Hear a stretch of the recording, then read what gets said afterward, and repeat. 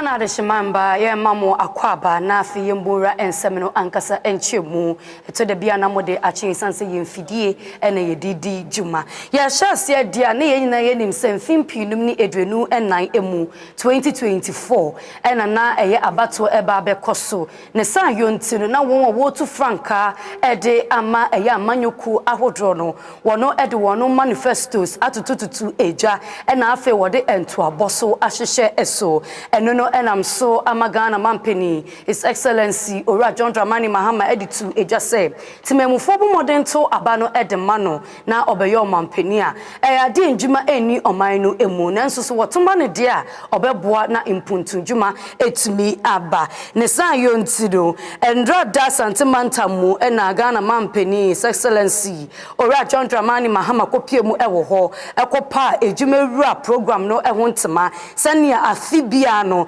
ebeboa nipa eye 10,000 anambebu 10,000 na wono etumi aye ejuma and into within 4 years ya wono ewo muni de na just nipa 40,000 ena ebenya ejuma aye ewo man Ghana emu. Today we're gathered here to take a monumental step towards securing the future of our beloved country. We're doing so by offering our young people not just hope, but real opportunities to create, to innovate, and to thrive. Across Ghana, from our bustling cities to our quiet rural communities, young men and women nurture big dreams. They have powerful ideas, and they have an unstoppable drive to build better lives for themselves. However, these dreams deserve more than just applause. They deserve action, they deserve opportunity, and they deserve committed support. It is therefore with this conviction that I made a bold promise ahead of the 2024 elections to prioritize the welfare, economic empowerment, and development of our youth through the carefully crafted interventions. That includes the Jumara program, which we're launching today, stands as a flagship fulfillment of that promise I made in the campaign of 2024. The Jumara program is not a mere policy initiative. It is a declaration of faith in the extraordinary potential of our Ghanaian youth.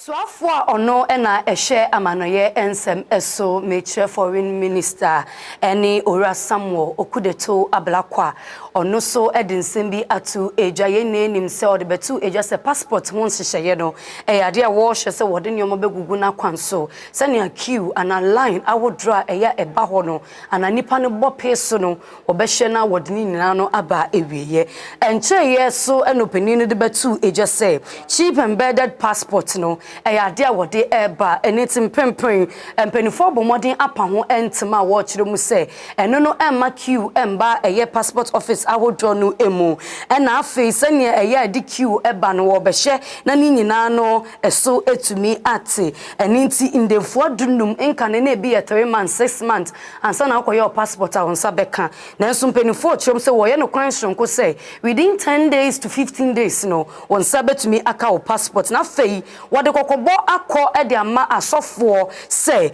eye passport we eba mbonten so a ma enidie ma mo wonfa oil ana anointing oil emfe nguso esan se sa eye card no ni hudwumedie no eto de bia enkoyie kakra eniti wo sre de kokobo akọ ena afa titiro ne embema wo no trousers a wo hye no wo back pocket no ma wonfa sa cheap embedded passport no emfa nhye wo no e packet no wontena so esan se emmoa to demonstrate that we are ready for the first ever mass rollout of the chip embedded passports, and that we are also ready for the comprehensive progressive reforms that we have outlined. And to demonstrate that we are ready, everybody here willing, including our friends in the media, the bloggers, all of you are entitled to the new chip embedded passports. We are doing it as a full package together with our reforms. So let's itemize these reforms. There are 6, and I'll ask you to come along with me. So the first reform, obviously, is to switch from the current biometric passports to chip-embedded passports. Number 2, we are commencing 24-hour operations here at the passport head office from today. Number 3, today we are starting with direct passport delivery at your convenience through courier service. And this is the first time Ghana is doing that. Reform number 4, we are also activating immediately an e-tracking system to allow all passports applications to be tracked by the end user. As soon as you commence your passport application process, you can track all the way. Reform number 5, we are pledging today that we will deliver your passport under 15 days. From today, the 28th of April 2025, it should not take more than 15 days for ordinary applications. And for expedited applications where you pay a little more, you are guaranteed delivery under 5 days. That is the pledge we are making to you. We're willing, those are under the management of GIFEC. The ministry is willing to use those centers, which are going to become our training pods for the 1 Million Coders program, to enable people in villages to actually apply online on your portal so that we can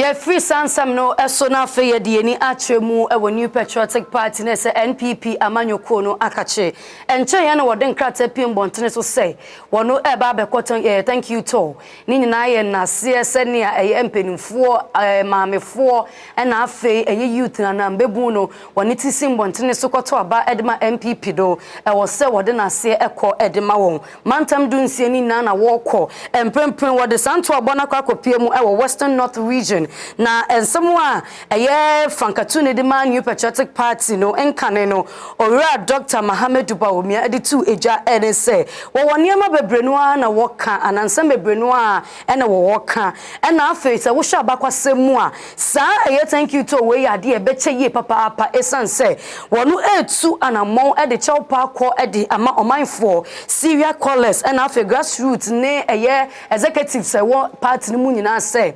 obi eti obi na so anayafum obi a eni diem kwanso na wono e de ache. So said the General Secretary Kaya no. Sa Thanksgiving tour yeah. So far in the history of the party, any the most extensive Thanksgiving tour for a presidential candidate. We share ya free obia in every region. You enjoy you be in free even party ordinary supporters yet to a free obia, whether it's the region, communicators, constituency, electoral area. You see obia obetimi aba ombra na yembeda obia ase yeba eno so yankon one place every region bia ya sheche e zone by zone said you betimi meet many people because one place nipa bebre yomontimemba senti na ye no aha so aman any our win mo zone aha ye Thanksgiving.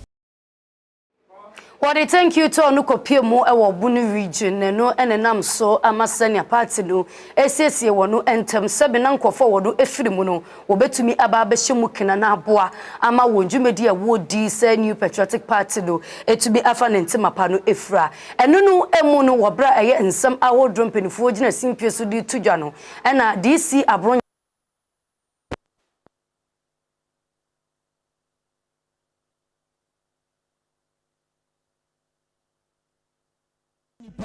arrogance and the dear Durubabia Yadri. Raging ha, Moo some 2 me 9 quite single constituency. I could catch you be said. Yantuaba my candidate, Moo ye. More Menamotina Damukra, the moon some flow be said to Abama particular candidate. But the Binum Dimidi call ye campaign we yano. Omu ye no ma concline. Abronya no na ajibo mi akampe ayere ba no kura ne se omo ba mo ho campaign omo se abronye ne soma mo omo se abronye ne soma se ye meye campaign ko meboa yese mo di ho adanse se ma miema no amfro obia sa nkrofo no so omo ye sa di medin ba ye ro kina omo be ba mo ho but this time no omo ye ma me buafu na mom mo obi nkodi obi atem ukodi do obi atem wie na so wie a wo se yankoye a unity I mean sa unity no ayi mo ana mo kreti Professor Makwe report o se ye kwa abato a ensema ye ka no eno na no andisi fo ye re eyusutie na mom wo ya propaganda na obi be yi ano dia entna social media say who didn't panatem na wie a wa bakasa memfa wadamfo media. I'm telling you the truth. Obia onye be man obia but party nti enipa bi tumi kasa te so omo member omo nye member eba contributions yen sika omo tumi be omo kosesere and they talk as if the whole world is for them. It's not for them. And yet ekuru ya like some of them cannot even speak the way they speak because bam fi ekuru awufari ebi mo ya talk as ma omo too long. You see, your penokura, Mumianka, I will not respect you, but may respond to anybody unless I can show down. Anybody akuma wasro, ekasa, your memo party would yankomo your ma. Minisa was cut means Lessica. More here for promotion to be Kasako Kudroso, please. Who born dog? Number 2 Koku anyhow. Who born dog?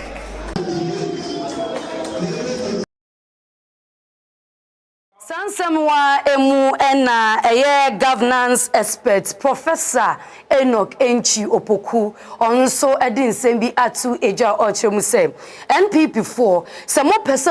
pese moda so tena eye opposition se sebi modi ntoi bebi a motedo se hwa na mo pede a ene nanka hunhia sanka mo beti abedwukuo se wonye nhyehyemu emfa ne ntia modi encho e wosa abato ye a ekoso e won fimpinum ni edwenu enan ne san yo ntini se monya insemfo ani nyina echa se modi tu eja se ne ebebo matememufu ehu ne se anamon wei sei kasa anamonto we na mutu ye enu nti ene ma mudi ncho na moya se mo tena so na mudi esi a and the opposition mbekwaso watena akopem da Nyankopon ebeba na waseti committee nipa na mpanimfu akukudama nkomo de omadaje beye bibi akọwe investigation ya hudie nti a omomlusi omonso sese ye report yen sama fama another committee nipa 12 no mo hwehwem na ne yankoye no even MPP constitution no kra no yen sesa biem ti se na Ghana constitution pese sesa biem because 33 years ache na wo say yen fansie enye sa ebabonten a ye nim begu ase a adabraka ene na wo hankrofo adwe ma mo seti committee no hwehwe ne ma mo sa aye den but ankoye nti Senate report ni kira anko yeri nti na party ne lusi ye nti se wo bie kurani na wo mia eden ewu wa mia ni na wa mia ye betwa wona na to atwene nti se MPP omo pese MPP tina opposition forever there and omo tina sa report no so na omo pese MPP beto opposition there mo mia so se ya no ne si ye ni o we anye ne ye we anye ne ye we anye ne ye enso so penifo to omnan esi so say ye nyina ye nkamom na moving forward no ye hu se sa niam na ye free constitution mu se na be obi abetimi de akomapa abedom MPP no biem ye yesa ebeboa na sa wo se wo ma obi ehu na sa wo be keep no secret a fasha hwe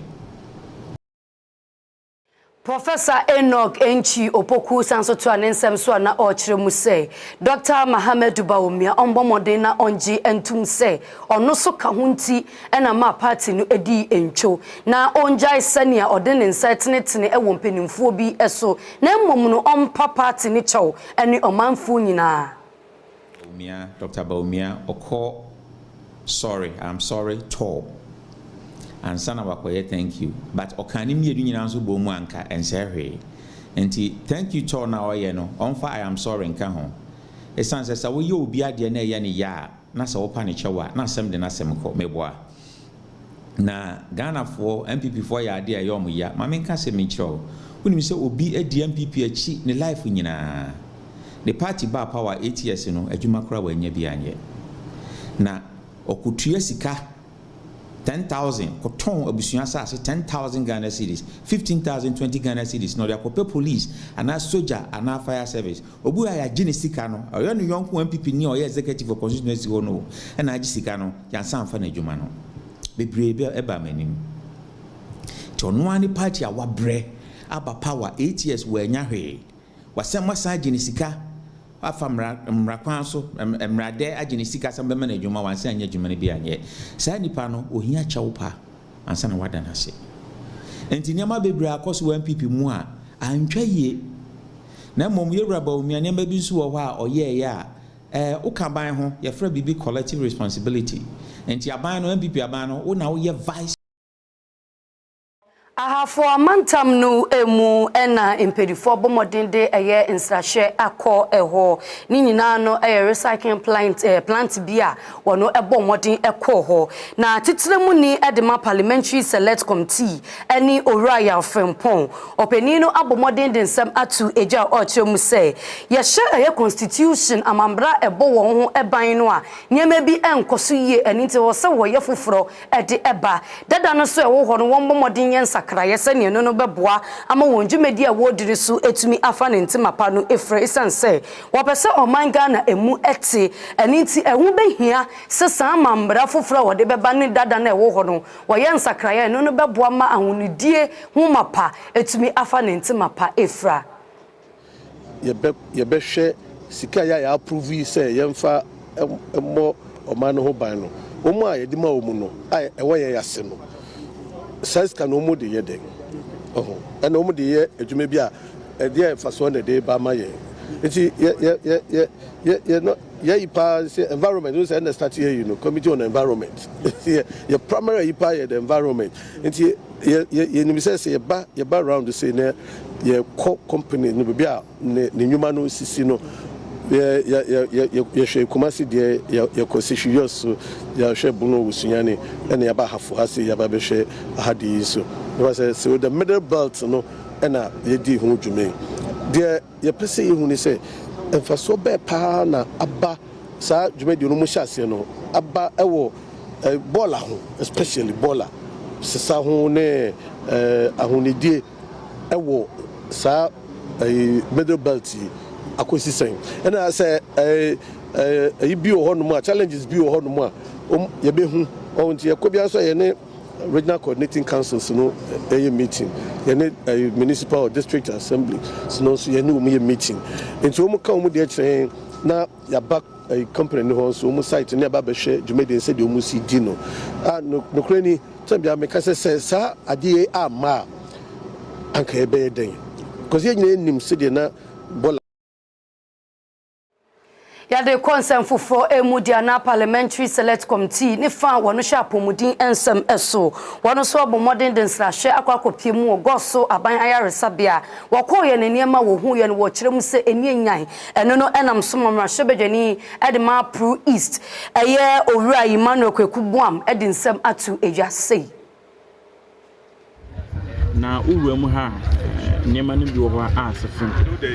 enfidi a wo hia de ye adwuma sa regional hospital miniana ye ruwa mu hu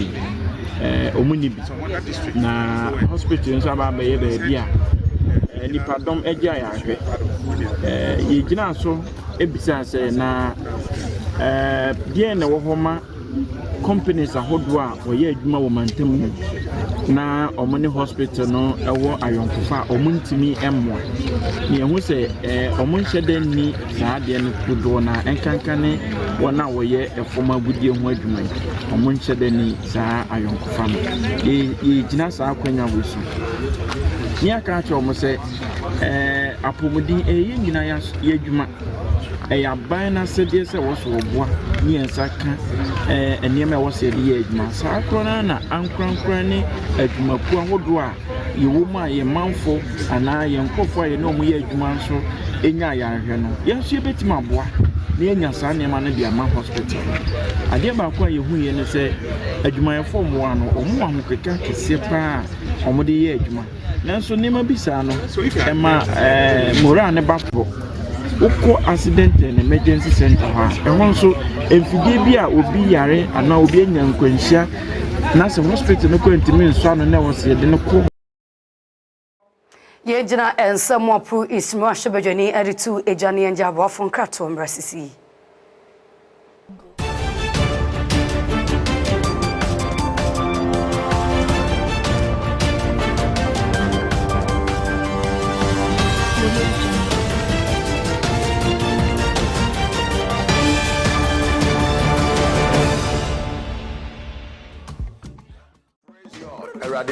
Na onye okase Apam Global Church and na Evangelist Papeni has shared 3 days special fasting and prayers on the 1st, on the 2nd, on the 3rd of May.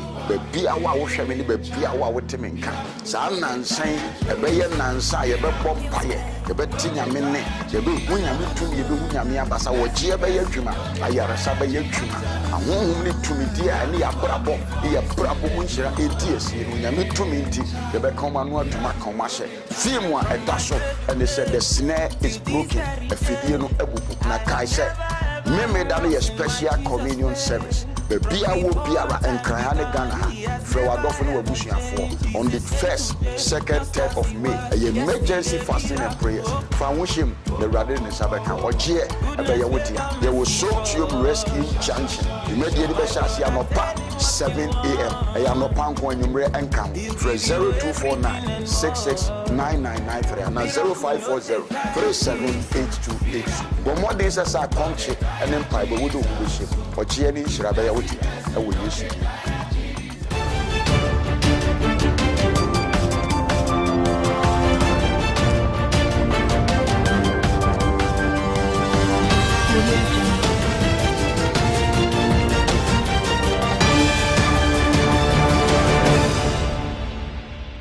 Sene mo akwa baye to ansam no so ede amamoa memne da ba basin ekọ insubrantam bi ayi ni ti ewo enkampomponi mantemu ha na anodin papa yie eno no enam so ama inama woden kanea ni bi edundumie ana miamia ni mpotem bi wo a wono kanea no edundumie eno ena ECG for de chawpa abambontene na fei wode ade sede ato eye omanfo enim se wobra nsuo no ayi ni ti no woni post awodro no ena ebubuye na fei woni cables fast asese ene esuru nyina no ne fa bi etete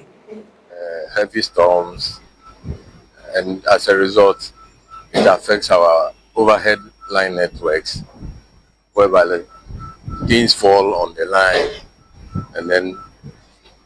affect distribution lines. Other faults that come in is as a result of weak underground cables joints that also affect underground cables. So basically, whenever there's a fault, what we do is that we have to troubleshoot and then get the location of the fault. So the location of the fault will determine the repair of the fault. With underground cable, it's not visible like the overhead for you to see. So when there's a fault, first we have to troubleshoot to isolate the faulty portion. But you cannot determine the spot of the fault until the test van goes on it to locate the exact spot at which the fault is for the repairs. Basically, when we troubleshoot and we know that the cable fault, the root of the cable fault is between a particular substation and another. So that portion is isolated and grounded. When I mean grounded is you earth it. Then we look for alternative feeder that is close to the feeder that is 40, the cable that is 40 on the feeder which it is.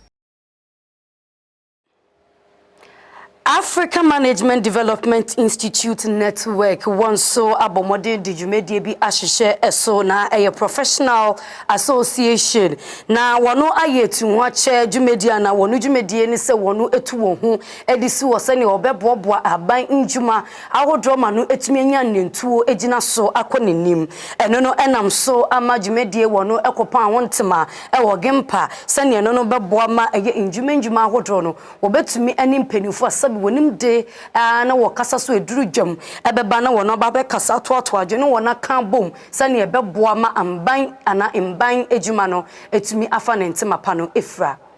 In Africa relate to leadership,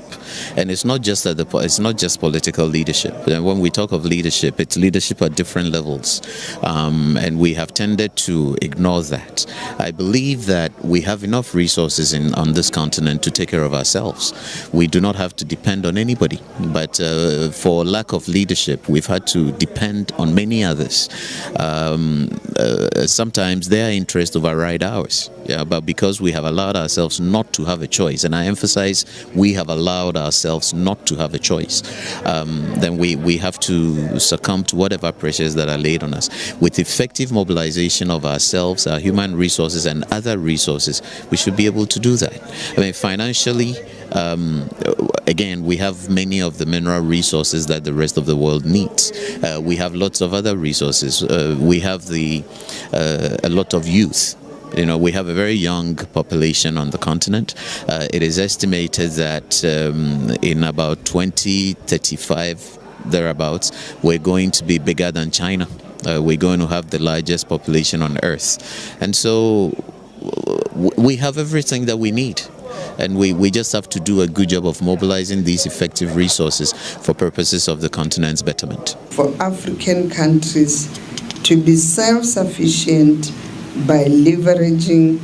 intra-Africa trade. We have everything we need from our own continent, optimizing our strengths through the regionalized value chains of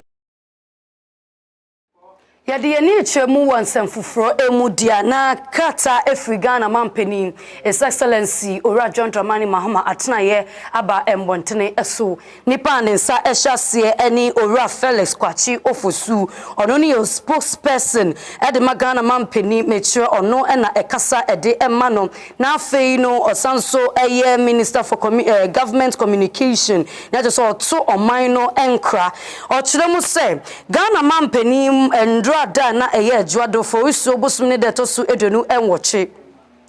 and other sankata we epie ya ojina eye Bank of Ghana embrano eso metre section 17 eye at 2002 at 612 no so ena odi eyi eye second deputy governor edema oman sikako ba time metre so afo a ono no ba be share sikasem entoto yeso abedi echire ma me Matilda Asante Esiedu ono ena yabo ni din se ombe second deputy governor Emfa Emma Bank of Ghana empenifo ehonsem kakro mo chocho ye de fa maami ehon akire mu say maami Matilda Asante Esiedu eya de a oye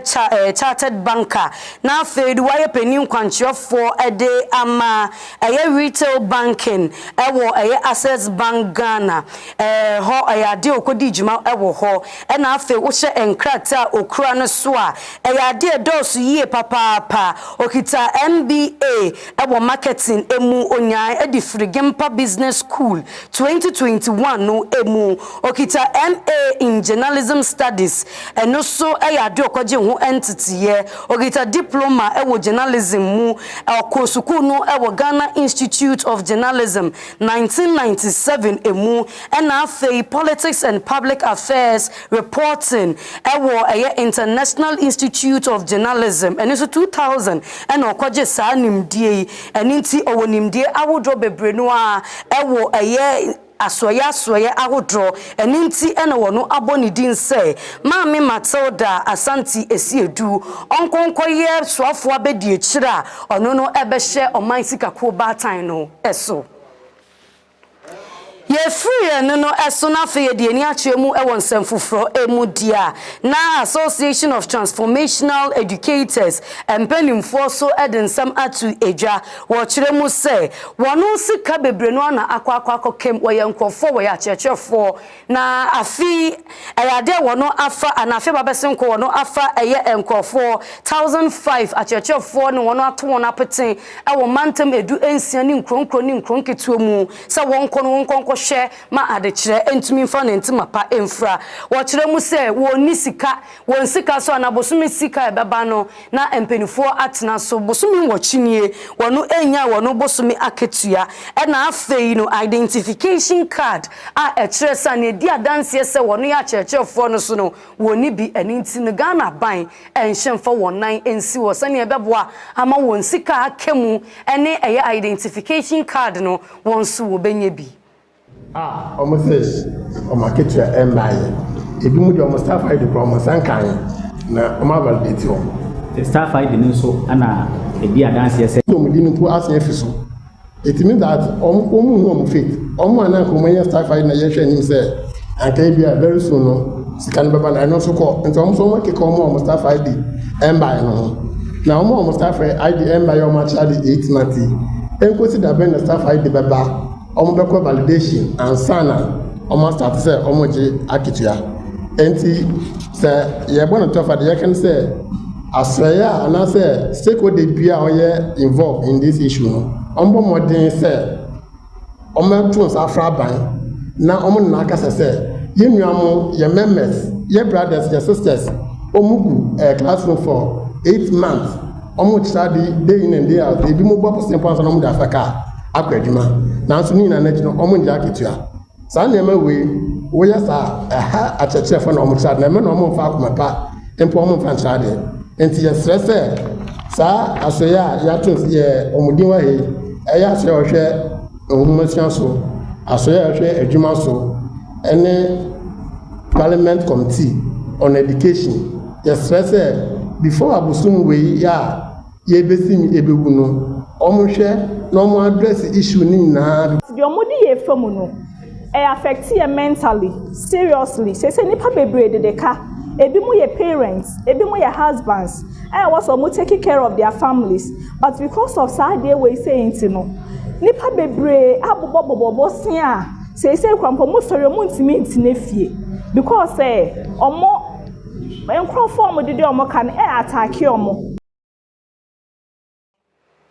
Yadi eni echemu wonsemfufro emudia na Holy Child Pass Student Association Group 2001 wonso wonu enya wona fefuda etosu edonu enum 25th na enono namsomo wono apagumedie hu ntema wo kire mu se wo pese nsupa etumi ba labadi ene nimpotem na nsupa eba dia na wo hwe se enkoda wono gentetiye ewo hoso no obenye nsupa anom na fe wona pomudin no etumi esipi esita enono enamsomo onu ejina sustainable development goal 6 no eso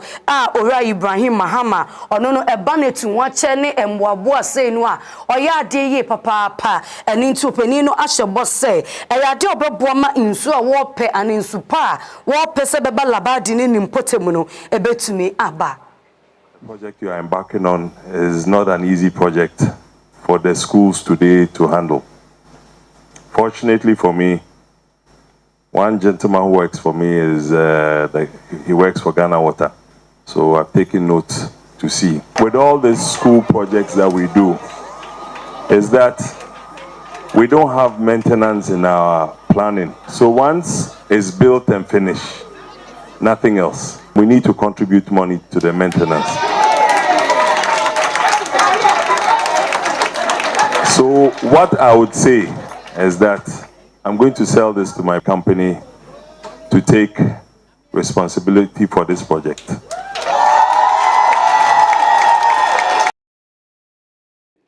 Banking consultant any Dr. Richmond Etuahene ono so e dia de sede akọ e dia magana ban say won bomodin so obema eye inflation no etumi ejina ne nanso brane say e bejina bebi faako na enkoda ne dane na ensay injume nkuma ne adantem ene akese eni ntin so wo managina faako no beboa ma injume nkuma ne akese adantem no etumi ejina ne nanso yie pa. When the